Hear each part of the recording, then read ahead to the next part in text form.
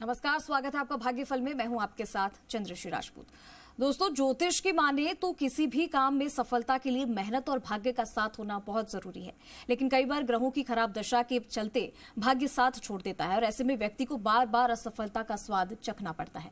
यहाँ जानिए ग्रह शांति के कुछ उपाय, आसान उपाय हम आपको बताएंगे और इसके बारे में ज्यादा जानकारी देने के लिए हमारे साथ जुड़ चुके हैं ज्योतिष परिषद एवं शोध संस्थान अध्यक्ष ज्योतिष आचार्य पंडित पुरुषोत्तम गौर जी। आचार्य जी, बहुत बहुत स्वागत है आपका हमारी इस खास पेशकश में। जी साधुवाद। श्री राम जय राम जय राम मेरे राम की जय हो।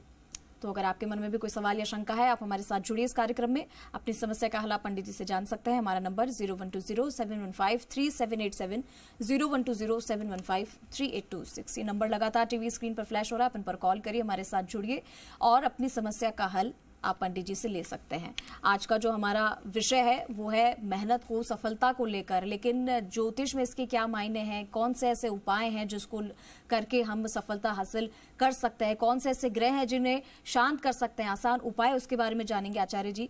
सफलता तो हर कोई पाना चाहता है, लेकिन क्या बार बार असफल व्यक्ति को भी सफलता मिल सकती है?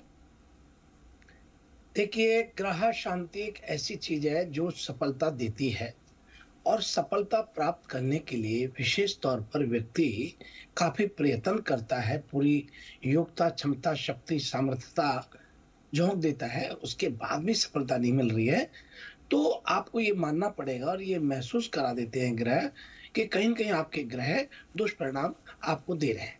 इसी कारण से आपको हताशाहत लग रही है। तो कई बार व्यक्ति के साथ ऐसा खराब ग्रह दशा के कारण भी होता है। खराब ग्रह दशा होने की स्थिति में व्यक्ति का भाग उसका साथ नहीं देता और बार बार असफलता का जो है स्थिति का सामना करना पड़ता है, जबकि आपको तेजी से सफलता प्राप्त करनी चाहिए। चूंकि आप मेहनत जिस गति से कर रहे हैं वो आपको सफलता के लिए की जा रही है और फिर भी आपको मदद नहीं मिल रही है सफलता में, तो वहां आपको चंद्रमा का जो है दरअसल में संकेत होता है और चंद्रमा के लिए आपको दूध चढ़ाना चाहिए। इसके लिए ग्रह शांति की बात करें तो दूध जो है चढ़ाने से आपको नजर दोष दूर होगा, दुर्घटना, पैसे की किल्लत और सफलता मिलेगी। दूध से जुड़े उपाय कई प्रकार के होते हैं, जैसे मैं आपको बताना चाहता हूं। यदि जीवन में समस्या आ रही है खराब ग्रह दशा की वजह से, तो सोमवार को किसी भी शिव मंदिर में जाकर के और शिवलिंग को कच्चा दूध अर्पित करें। इससे ग्रहों के बुरे प्रभाव दूर होते हैं, तमाम कष्ट मिट जाते हैं, सफलता प्राप्त होती है। अगर घर के आर्थिक हालात खराब है या तंगी में है तो इससे संभलने के लिए शिवलिंग पर दूध मिश्रित जल चढ़ाएं।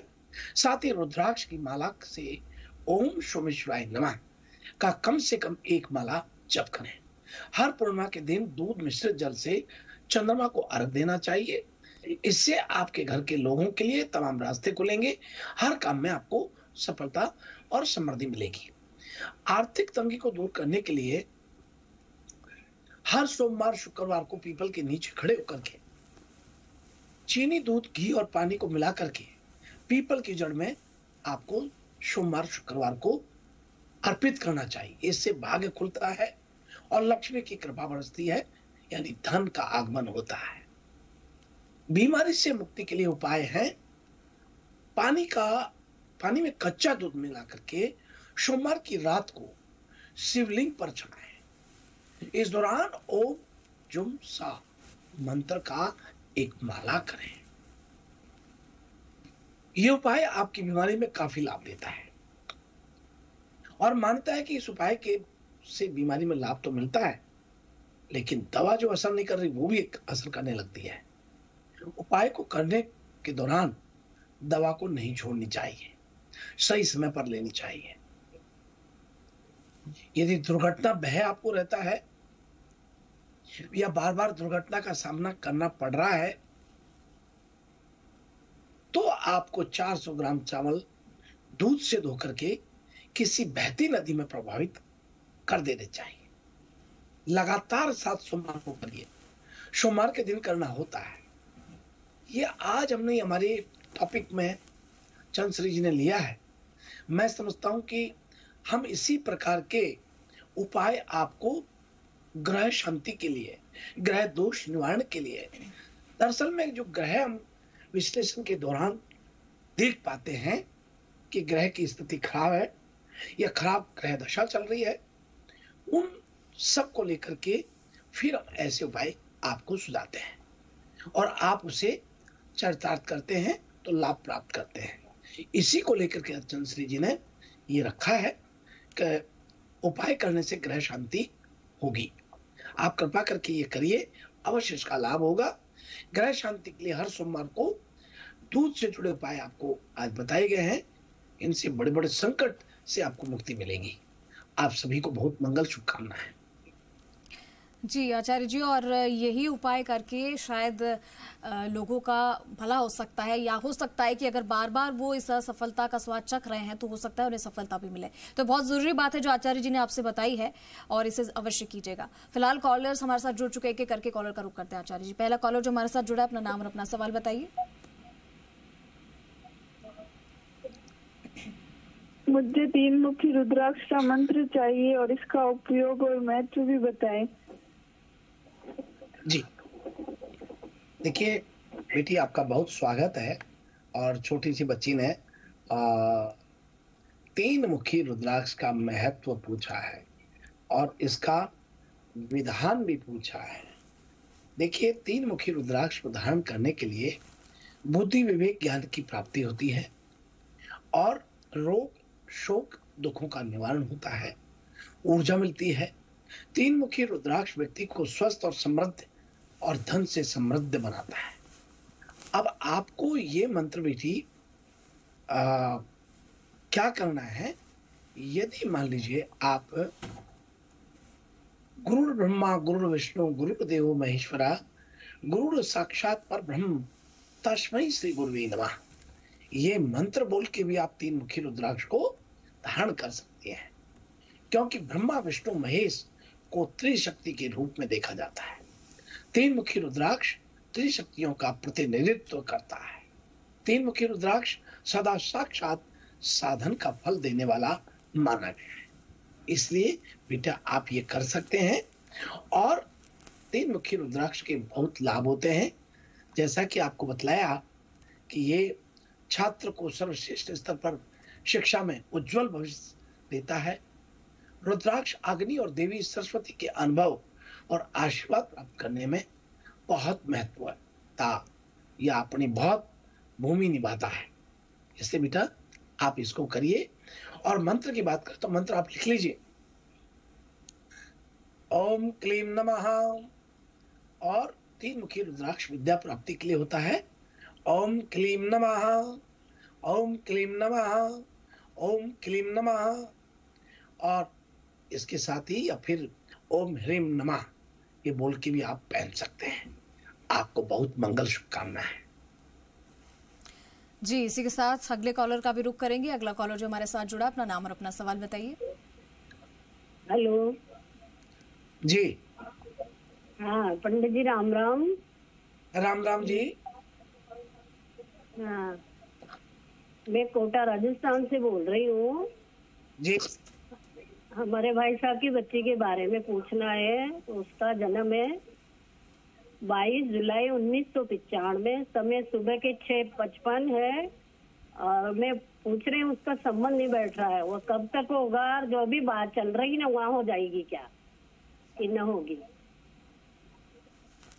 आपका बहुत स्वागत है हमारे भागफल कार्यक्रम में है और आपने बड़ा अच्छा किया कि आपने ये प्रश्न रखा, मुझे बहुत अच्छा लगा।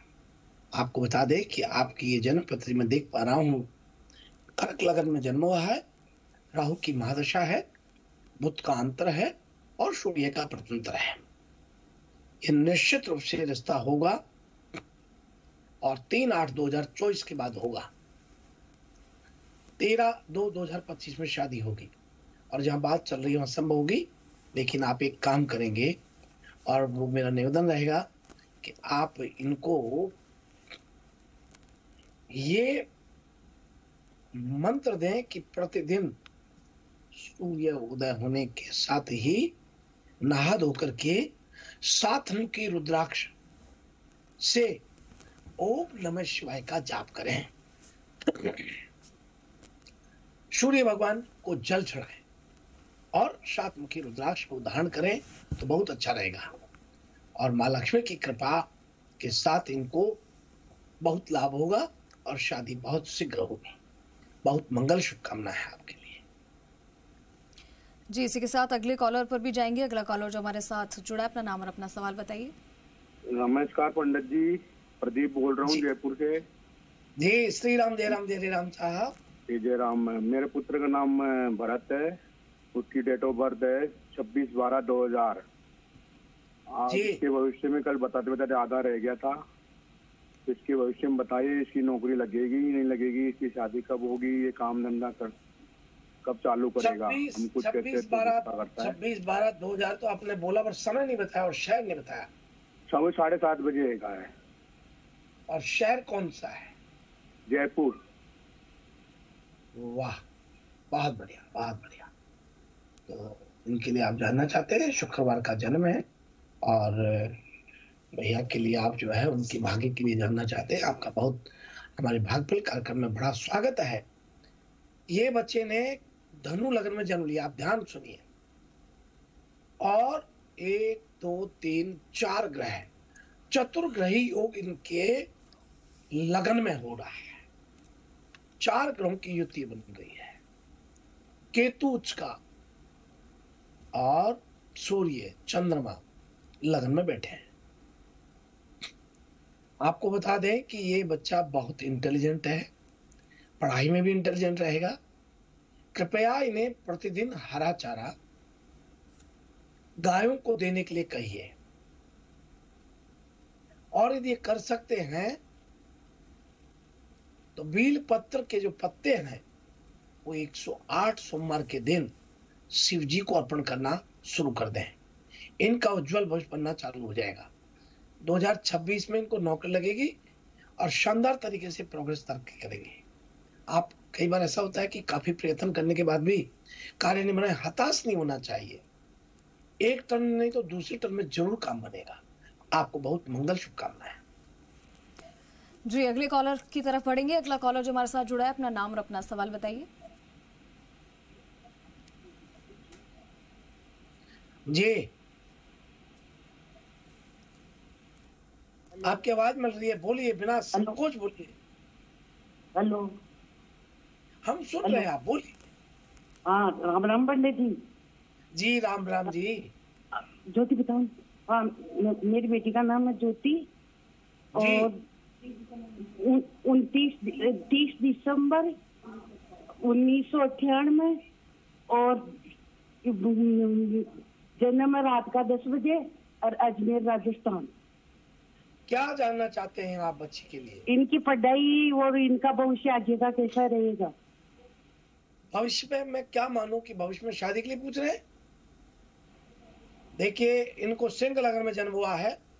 राहु की महादशा वर्तमान में चल रहा है। बुध का अंतर है, राहु का प्रतंत्र है और राहु इनका यहाँ 12 हाउस में बैठा हुआ है। सिंह लग्न के लिए राहु का क्रियात्मक स्वभाव अशुभ हो रहा है। द्वादश भाव में राहु की कमजोरी का कारण बन रहा है। पूर्ण क्षमताओं को प्रकट नहीं होने दे रहा है। ऐसे में आपको बता दें कि राहु की महादशा और बुध का अंतर और राहु का प्रतंत्र अभी इनको काफी फ्लक्चुएट कर रहा है। कभी इनके मन में चिंता होती है तो कभी खुशी होती है। शनि नीच का भागेश में बैठा हुआ है, इसलिए वर्तमान समय बहुत अच्छा नहीं कह सकते, लेकिन ये समय इनका बहुत शानदार जो प्रारंभ होने जा रहा है 28/2/2025 से हो रहा है।